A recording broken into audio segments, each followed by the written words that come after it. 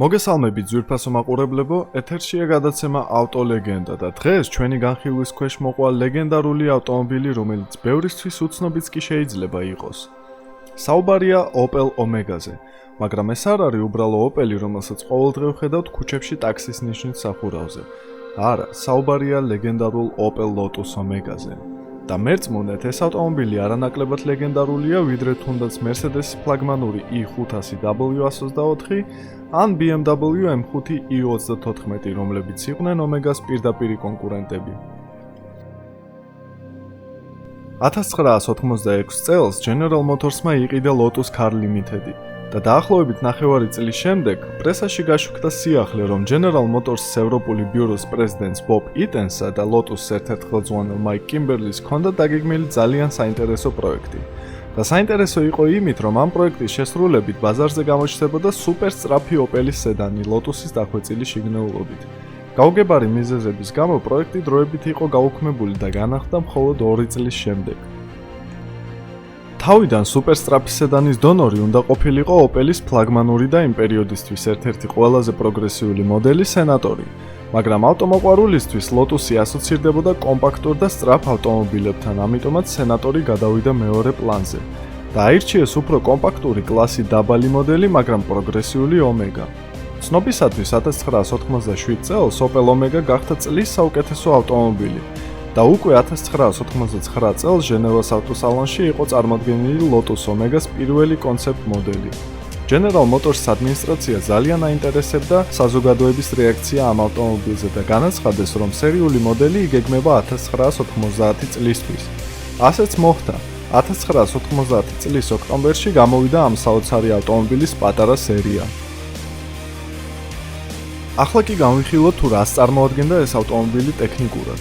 ქალაქ რუზელჰაიმიდან Opel-ის სპეციალისტები აგზავნიდნენ ბრიტანეთში, ქალაქ ჰეტელში, სადაც მდებარეობდა Lotus ქარხანა, Omega-ს გაძლიერებული ძრავის განყოფილებით და ტოპ ძრავით. საუბარია 3 ლიტრიან 24 კლაპნიან ძრავზე C30 SE გაძლიერებული ცილინდრების ბლოკით, რომელიც გამოიმუშავებდა 204 ცხენის ძალას. Lotus-ის ქარხანაში ძრავი იშლებოდა და იწყებოდა ინჟინერული მაგია. მაგიაში კი იგულისხმება ახალი მალეს ფირმის გუშები, რომლის სვლა იქნა გაზრდილი სტოკთან შედარებით 85 მმ-მდე.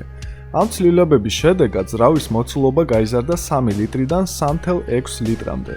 კომპრესიის კოეფიციენტი დაიწია 10-დან 8,2-მდე და ყველაზე მთავარი კომპონენტი სუპერ სედანის გული 2 გარეტის ტურბინა T25 წყლის გაგრილებითა და დამატებითი ინტერკულერებით, რომელიც შეიმუშავეს Lotus-ში. ჰაერის წნევა იყო დაყენებული 0.7 ბარზე, თუმცა ძრავი ბევრად უფრო მეცაც აიტანდა, მაგრამ არ დაგვავიწყდეს, რომ ეს იყო სერიული ავტომობილი. ელექტრონულად შეშხაპუნების გამანაწილებელი აიღეს Lotus-ის სუპერკარიდან, კონკრეტულად კი Esprit-დან. შედეგად მიიღეს 204 სტოკ ცხენთან შედარებით 377 ცხენის ძალა. მაბრუნებელი მომენტი გაიზარდა 207 ნიუტონ-მეტრიდან სასწაულ 554 ნიუტონ-მეტრამდე. შედარებისთვის იმ პერიოდის Lotus Omega-ს კონკურენტს Mercedes i500 ჰქონდა 480 ნიუტონ-მეტრი, BMW M5-ს კი საწყალი 360 ნიუტონი. რაც ეხება გადაცემათა კოლოფს, ინჟინერებმა გამოიყენეს 6 ჩქარიანი მექანიკა, რომელსაც იყენებდნენ Corvette ZR1-ზე. ეს იყო General Motors-ის არსენალში ერთადერთი კოლოფი, რომელიც გაუძლებდა ამხელა დატვირთვას. ამისთანავე ტექნიკური მონაცემების მქონე Opel-ს პრაქტიკულად არ ყავდა კონკურენტი სედანების კლასში. ადგილიდან 100 კმ/სთ-მდე Lotus Omega ჩქარდებოდა 5.3 წამში, რაც იყო სასწაული იმ პერიოდისთვის. i500 და M5-ს უბრალოდ არ შეეძლო ეს სწრაფად აჩქარება. Mercedes-ის საუკეთესო დრო 0-დან 100-მდე იყო 6.1 წამი, BMW-ს კი 6.3 წამი. თუმცა გვახსოვს, რომ არსებობდა 6 ლიტრიანი Hummer-ი AMG-სგან, რომლის აჩქარება 100-მდე იყო 5 წამი. BMW-ის ღირსებას კი იცავდა 2 ტურბინიანი Alpina B10, რომლის მაჩვენებელი იყო 5.6 წამი 100-მდე.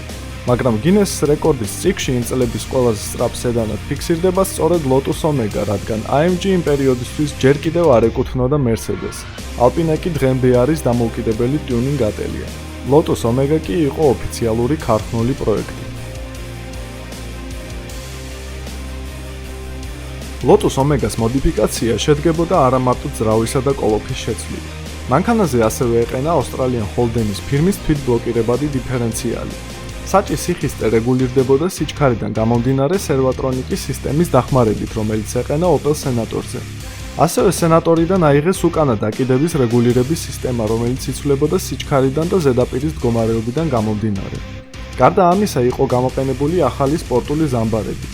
წინ ეყენა ვენტილირებადი 330 მმ-იანი სამუხრუჭე დისკები და 4 მდგუშიანი სუპორტები. უკან კი 300 მმ-იანი დისკები და 2 მდგუშიანი სუპორტები.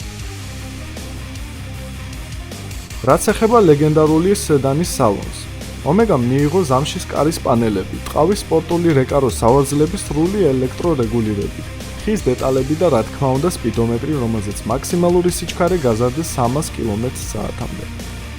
ბრიტანეთში ეს ავტომობილი იყიდებოდა როგორც Vauxhall Lotus Carlton, დანარჩენ მარცხენასაჭიან ევროპაში როგორც Opel Lotus Omega. 1990 წლის ოქტომბრიდან 1992 წლის ოქტომბრამდე იყო აწყობილი სულ რაღაც 950 ესეთი სუპერსედანი. იქიდან 320 Carlton-ი და 630 Omega, რაც ბევრად უფრო ნაკლებია კონკურენტებთან შედარებით. თუ მოგეწონათ ჩვენი ვიდეო, დაალაიქეთ ჩვენი Facebook გვერდი და ეწვიეთ ჩვენს ვებ გვერდს www.online.g